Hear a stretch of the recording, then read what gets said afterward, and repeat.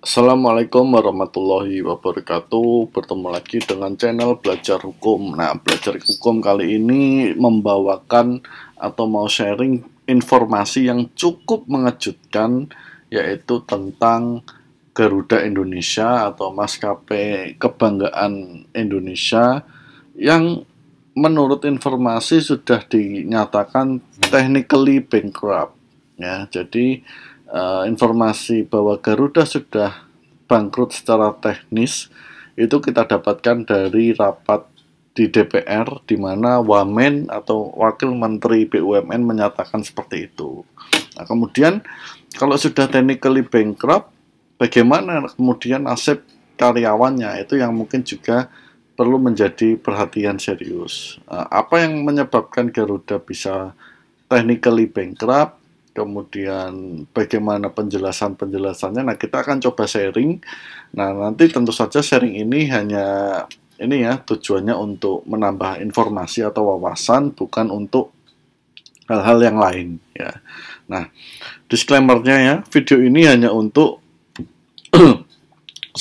video ini hanya untuk tujuan edukasi saja atau berbagi pengalaman ya. Kemudian video ini bukan merupakan nasihat hukum, dan video ini bisa jadi sudah out of date. Kenapa? Karena kemungkinan ada perubahan-perubahan terkait dari konten dari video ini di masa mendatang. Ya. Nah, kalau untuk mau diskusi hukum lebih lanjut atau konsultasi atau apapun itu, bisa klik pada link yang sudah ada di layar kaca Anda. Ya. Nah, ini saya ambil dari beberapa media online yang ada, kemungkinan terbit tanggal 9 sampai tanggal 11 November ini ya. Jadi ada judul Ekuitas Negatif, Kartiko Wiryo Atmojo, Garuda Indonesia Technically Bankrupt. Kemudian ada juga infografik mengintip keuangan Garuda yang disebut technically bankrupt. Terus ada lagi juga Garuda is technically bankrupt official. Nah, jadi sepertinya sudah cukup banyak yang tahu, cukup banyak beredar bahwa secara teknis memang Garuda sudah dikatakan bankrupt. Itu bukan dari omongan pengamat, bukan dari omongan masyarakat awam, atau mungkin bukan dari omongan yang lain, tapi ini adalah omongan atau pernyataan dari Wakil Menteri BUMN ketika ada rapat dengan Komisi 6 ya. Ini rapatnya terbuka, Anda juga bisa lihat di YouTube. Itu ada sumbernya, saya cantumkan. Anda bisa ikuti rapatnya dari awal sampai akhir. Cukup menarik penjelasan-penjelasan yang disampaikan oleh Pak Wamen ya dalam menyikapi permasalahan Garuda ini. Nah, sedikit saya mau mungkin menyampaikan mungkin juga apa yang sudah disampaikan oleh yang bersangkutan ketika rapat. Jadi kalau dikatakan pada slide ini atau gambar ini, Garuda saat ini secara ekuitas sudah negatif sebesar 2,8 miliar US dollar atau sekitar 40 triliun. Nah, atau sudah technically bankrupt. Ya. Jadi sebenarnya kalau kita lihat dari gambar yang ada di layar, sejak tahun 2017 Garuda itu selalu membukukan kerugian. Ya. Nah, kemudian ketika masa pandemi ini ditambahlah badai ini, ketika Garuda sudah mau mencoba untuk memperbaiki neracanya, tetapi kemudian muncul pandemi sehingga berdampak pada revenue atau pendapatannya. Ya. Nah, pertanyaannya kenapa kok rugi terus gitu kan? Nah, ternyata menurut informasi yang disampaikan, biaya sewa pesawat atau leasing itu nilainya ternyata dibandingkan dengan hasil benchmarking dengan maskapai-maskapai lain, Indonesia atau Garuda itu yang paling tinggi, sehingga menyebabkan kerugian, terutama rute-rute yang rutenya adalah rute luar negeri atau bukan rute domestik ya, seperti itu. Nah, kemudian pada tahun 2020 dan 2021 muncul namanya PSK 73, di mana liabilitas jangka panjang atau mungkin hutang jangka panjang yang harusnya dibayarnya di masa mendatang, itu menurut PSAK 73 harus ditarik di present value kan, seperti itu. Sehingga secara neraca muncul ke utang atau kerugian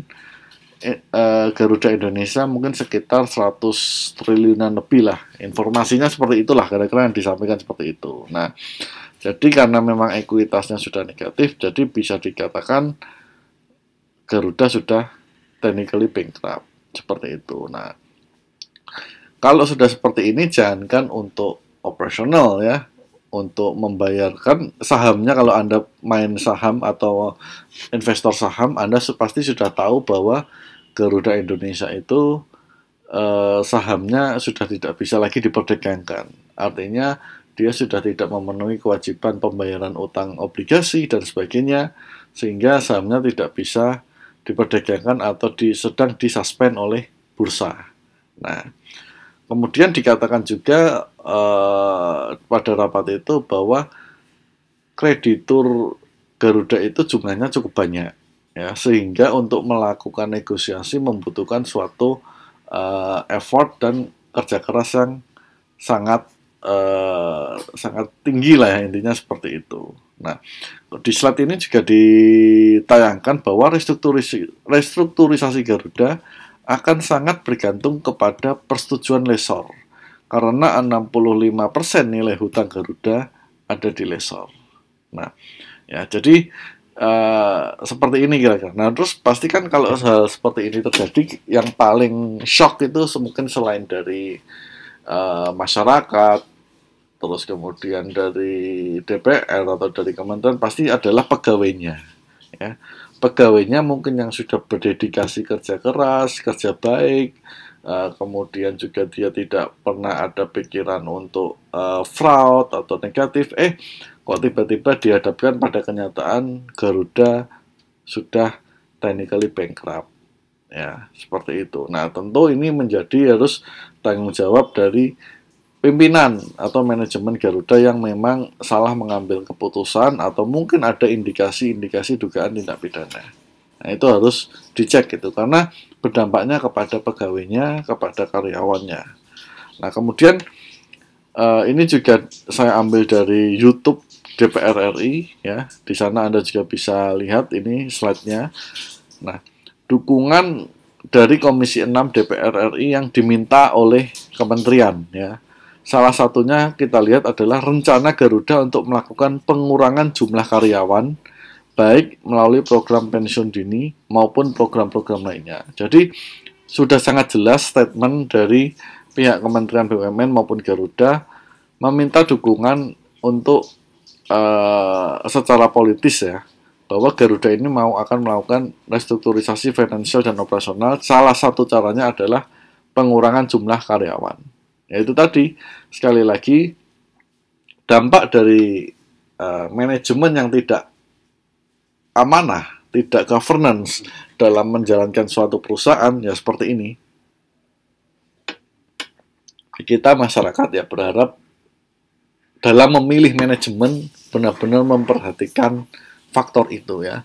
Jangan hanya melihat dia lulusan luar negeri atau melihat dia dulu pernah hebat di mana, tetapi secara integriti kacau balau, ya. Nah, kemudian kita masuk ke bagaimana dengan mekanisme pengurangan jumlah karyawan. Ya, tadi disampaikan restrukturisasi finansial dan operasional, salah satunya adalah pengurangan jumlah karyawan melalui program pensiun dini maupun program lain. Nah, kita hold dulu program pensiun dini, ya. Kita lihat dulu PP 35 tahun 2021 mengenai kondisi Garuda katakanlah akan dilakukan PHK. Ya, ada 4 pasal yang saya cantumkan di sini. Yang pertama adalah pasal 43 ayat 1. Jadi pengusaha bisa melakukan PHK dengan alasan perusahaan melakukan efisiensi yang disebabkan perusahaan mengalami kerugian, ya. Kerugian jelas. Efisiensi juga tadi disampaikan itu salah satu restrukturisasi finansial. Pekerjanya dapatnya apa? Ternyata cuma dapat setengah kali pesangon, 1 kali UPMK dan OPH. Kemudian kita ambil pasal lain. Pasal 44 ayat 1. Pengusaha dapat melakukan PHK kepada pekerja karena alasan perusahaan tutup yang disebabkan perusahaan mengalami kerugian terus-menerus selama 2 tahun atau mengalami kerugian secara tidak secara terus-menerus 2 tahun, maka pekerja berhak atas sama ya, pesangon setengah kali UPMK 1 kali UPH. Nah, dua-duanya bisa dipakai karena dua-duanya memenuhi syarat ya perusahaannya. Tapi yang nomor 2 yang pasal 44 harus ada declare bahwa perusahaan itu tutup. Ya, kalau belum ada declare itu tidak bisa dipakai. Kalau yang nomor 1 yang pasal 43 sudah bisa dilakukan. Ya, kenapa? Karena memang syaratnya sudah terpenuhi. Perusahaannya jelas rugi, neracanya negatif, apalagi sudah ekuitasnya sudah negatif, ya, seperti itu. Kemudian ada lagi pasal 46, yaitu pengusaha dapat melakukan PHK terhadap pekerja karena alasan perusahaan dalam keadaan PKPU atau penundaan kewajiban pembayaran utang yang disebabkan perusahaan mengalami kerugian. Nah, ini tadi yang disampaikan oleh dari pihak pemerintah untuk melakukan opsi penyelamatan Garuda, yaitu dengan melakukan in court atau melakukan upaya hukum, yaitu dengan mengajukan PKPU. Kemudian diharapkan bisa jadi homologasi atau perdamaian. Nah, ketika ini terjadi, kemudian akan dilakukan program pengulangan pegawai, maka pegawai berhak atas pesangon setengah kali, UPMK 1 kali, UPH sesuai pasal 40. Ya. Nah, ini bisa dipakai ketika nanti sudah ada putusan PKPU, kemudian homologasi. Nah, kan tidak ada PKPU atau mungkin homologasinya ditolak, maka putusannya adalah pilot. Nah, kalau pilot, maka pegawai berhak atau pekerja berhak pesangon setengah kali, UPMK 1 kali, UPH. Nah, lagi-lagi formulanya sama, selalu pesangon setengah, UPMK 1, UPH.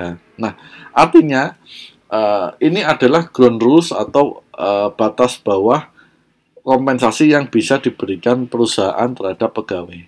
Nah, katakanlah perusahaan memiliki program pensiun dini, maka diharapkan kompensasinya harus di atas dari yang tadi disampaikan, ya, harus di atas dari setengah kali pesangon, 1 PMK dan UPH, harus di atas itu. Kenapa? Karena ini tidak melulu salah dari pekerja. Ini sebenarnya ya kita nggak bisa menyalahkan inilah ya. Semua faktor pasti terlibat, semua aspek terlalu complicated ya. Tapi intinya korban yang paling parah adalah pekerja, karena dia ada yang menggantungkan hidupnya dari pekerjaan ini. Kemudian dengan tidak adanya pekerjaan ini, maka tidak akan tahu lagi bagaimana dia akan menafkahi keluarganya, seperti itu ya. Nah, kemudian yang saya pikirkan, katakanlah opsi ini semua akan diambil gitu, bayarnya pakai apa? Kemudian kan seperti itu ya. Padahal kita lihat sekarang aja ekuitasnya aja negatif ya. Bagaimana Garuda akan membayarnya? Nah, tentu harus menjaga operasional ini tetap berjalan. Kenapa? Karena kalau operasional Garuda itu nggak berjalan, berarti tidak akan ada revenue atau pendapatan. Nah, beberapa hal yang menarik disampaikan adalah kemungkinan akan adanya konversi hutang kepada saham di Garuda. Itu akan membuat kemungkinan perubahan komposisi dari pemegang saham Garuda Indonesia. Nah, apakah itu akan disetujui atau tidak, kita tidak tahu. Nah, tapi setidaknya yang bisa kita tangkap adalah dalam mengelola suatu perusahaan itu memang tidak gampang. Harus diserahkan kepada orang yang benar-benar paham, orang yang benar-benar ahli, ya. Satu itu. Yang kedua, integritas atau amanah, sikap amanah ini yang banyak sekali menjadi pelajaran penting sebuah BUMN ya. Jadi kalau memang pemimpin itu tidak memiliki sifat integritas atau amanah yang baik, ya, dan tidak bisa melakukan, mungkin amanah dia berintegritas, mungkin dia juga baik, tapi kalau dia tidak cakap atau tidak memiliki kompetensi, itu juga susah, karena tata kelolanya akan hancur ya. Nah, maka dua syarat itu harus ada. Selain berintegritas dan amanah, dia juga harus kompeten. Nah, maka dengan adanya dua syarat itu, mudah-mudahan tata kelola perusahaan bisa menjadi lebih baik, ya.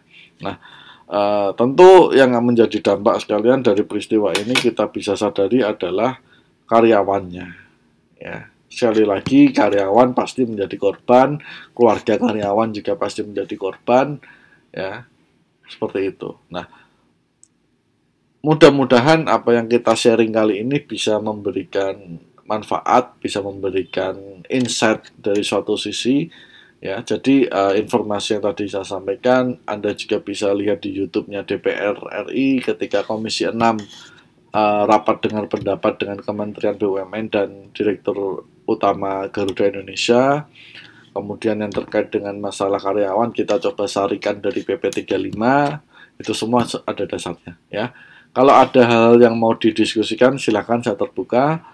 Kurang lebihnya saya mohon maaf. Sekali lagi ini hanya untuk tujuan edukasi, untuk menambah kita wawasan dan melihat suatu insight terkait suatu permasalahan. Terima kasih sudah menonton. Assalamualaikum warahmatullahi wabarakatuh.